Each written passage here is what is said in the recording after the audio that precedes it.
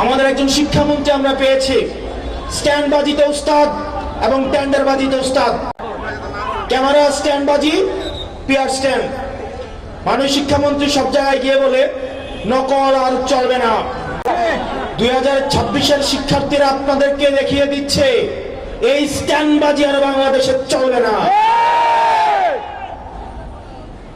হাঁটু সমান পানিতে, বুক সমান পানিতে 2026 সালের এইচএসসি পরীক্ষার্থীদের আপনি ডুবিয়ে ডুবিয়ে আপনি পরীক্ষা দিতে বাধ্য করেছেন। এবং একটা পরীক্ষার প্রশ্ন আপনি প্রণয়ন করেছেন। আপনি পরীক্ষার প্রশ্নের মধ্যে 2টা সৃজনশীলে আপনি ভুল দিয়ে রেখেছেন।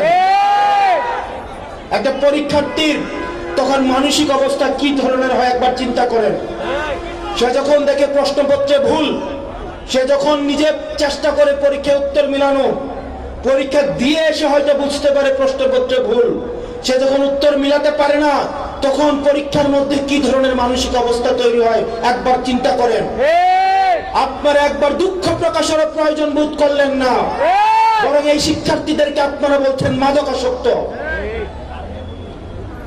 এই শিক্ষামন্ত্রী, আপনি যাদেরকে ফার্মের মুরগি বলছেন, এই ফার্মের মুরগিরা রাস্তায় এসেছে বলে আজকে শিক্ষামন্ত্রী হয়েছেন। এই ফার্মের মুরগিরা রাস্তায় নেমে এসেছে বলেই শিলং থেকে এসে সংবিধান বিশেষজ্ঞ হয়েছে।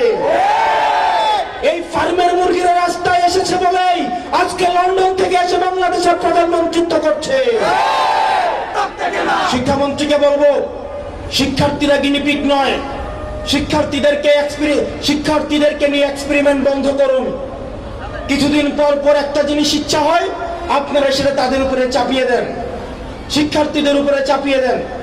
এই শিক্ষার্থীদের আপনাদের এক্সপেরিমেন্টাল টুল না, যে যখন ইচ্ছে তাদেরকে নিয়ে এক্সপেরিমেন্ট করবেন, এক্সপেরিমেন্ট ফেল করলে আবার সে এক্সপেরিমেন্ট তুলে নেবেন। কারণ আপনাদের সন্তানরা দেশে পড়াশোনা করে না, আপনাদের সন্তানরে আপনারা বিদেশে রেখে পড়াশোনা করান।